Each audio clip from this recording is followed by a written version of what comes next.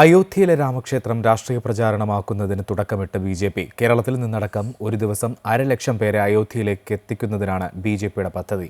ഈ മാസം 25 മുതൽ മാർച്ച് 25 വരെയാണ് ബി.ജെ.പി. അയോധ്യ ദർശൻ യാത്ര സംഘടിപ്പിക്കുക. ആം ആദ്മി പാർട്ടിയും അയോധ്യയെ പ്രചാരണ വിഷയമാക്കുന്നതിനായി പ്രചാരണ പരിപാടികൾ പ്രഖ്യാപിച്ചിട്ടുണ്ട്.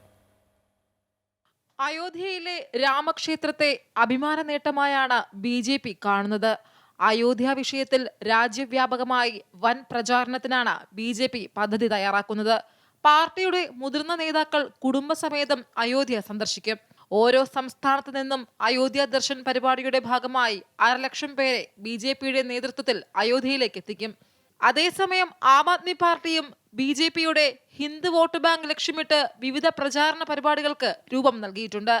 ഡൽഹി, ഹരിയാന, പഞ്ചാബ്, മഹാരാഷ്ട്ര, ഗോവ എന്നിവിടങ്ങളിലെ ആം ആദ്മി പാർട്ടി ഘടകങ്ങൾ ഇതിനോടകം നിരവധി പരിപാടികൾ സംഘടിപ്പിച്ചിട്ടുണ്ട്. അയോധ്യ യാത്രയടക്കമുള്ള പരിപാടികളുമായി ആം ആദ്മി പാർട്ടി രംഗത്തിറങ്ങുമ്പോഴും കോൺഗ്രസ് നേതൃത്വം ഇത്തരം പ്രചാരണങ്ങളിൽ നിന്ന് അകലം പാലിക്കുകയാണ്. PCCകൾ ഇത്തരത്തിലുള്ള പ്രചാരണ പരിപാടികൾ സംഘടിപ്പിച്ചാൽ തന്നെ കരുതലോടെ പ്രതികരിക്കാനാണ് ഹൈക്കമാൻഡ് നിലപാട്.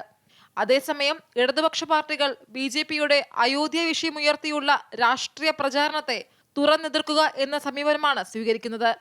അമൃത ന്യൂസ്, ന്യൂഡൽഹി.